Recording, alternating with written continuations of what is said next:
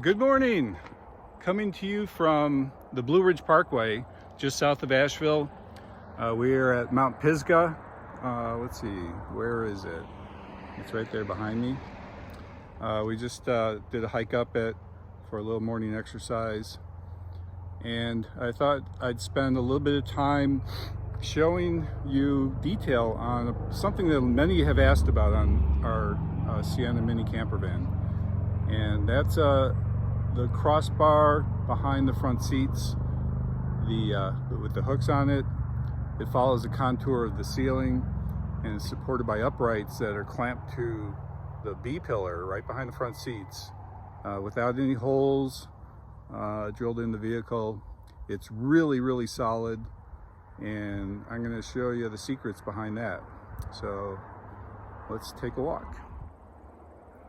So we're parked over in the sun.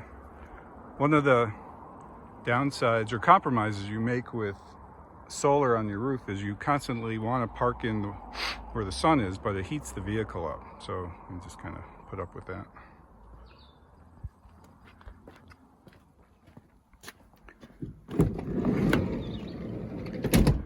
All right, so this upright right here is attached to the vehicle in two spots, and then it's attached to the upright at the top with the two bolts. I'm going to take some of the coats down. Also, I've got a hook down here, right here with umbrellas. So when we climb out, if it's raining, they're right there. And then we can hang them up there if they're wet later. Let's start at the bottom. There's a bracket at the bottom. Got two bolts going in, and this bracket curves around and is attached with a metal bracket that is bolted under the seat frame bolt. So I took advantage of an existing hard point on the vehicle floor for a very solid mount. And the shape of this was such that the seat can still slide back fully. This doesn't interfere with where the seat moves. I've cut this to try to maximize foot space when we're back here. And then the back curve follows to just provide strength for the base of the upright. So I don't know if you can see this, but there's just a simple interface between that bracket and the bottom of the upright. Okay, now coming up to the grab bar. This is going to be a little difficult to see from this angle, so I'm going to come around from the front. You can meet my wife. This is Sue. She's doing one of her favorite road trip things, and that's knitting. Right now she's working on newborn baby caps. So let's see, I'm gonna sneak in behind her and give you a back view of the clamp around the grab bar. So this clamp I shaped so that it fits right around the grab bar, very snugly, and fits into the space between the wood sides here, and it's bolted through from the front, so it's gripping that grab bar very tightly. You can also see on the back side here, maybe, let's see, let's get over here. Some of the wiring on the switch for the lights that are in the crossbar. So coming back around here, these two bolts screw into the back of that clamp on the grab bar.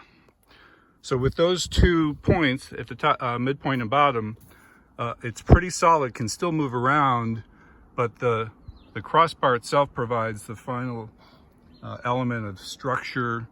Left to right, nothing can move because the other side is just as solid. If you look at the side view, these are both 3/4 inch thick Baltic birch plywood here and here. So 1.5 inches thick of structure tied together with these bolts.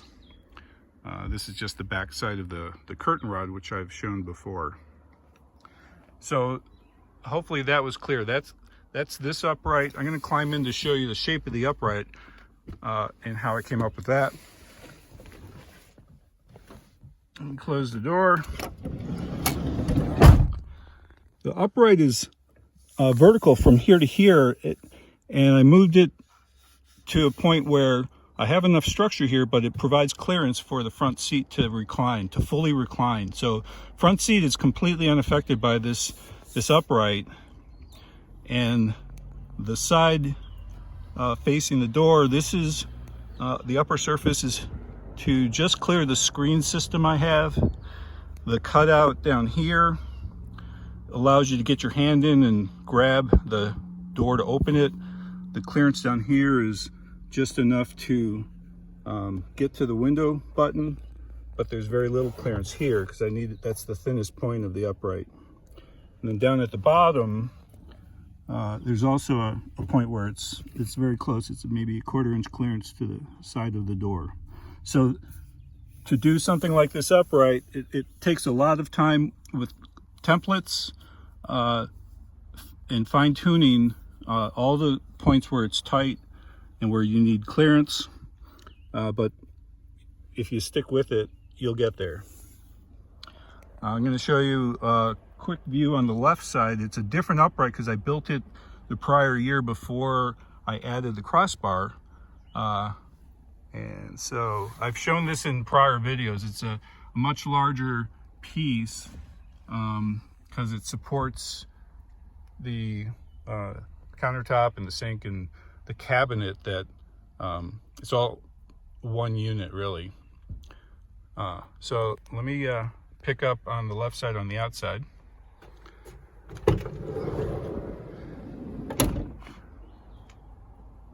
Let's see, so the upright here, it's a different shape. It still has clearances for the inside of the door contours, but this was all built in one unit with the cabinet. So if I were to do this again, I would probably make this upright identical to the right side of the vehicle and then attach the vanity cabinet to it, make it separate and modular.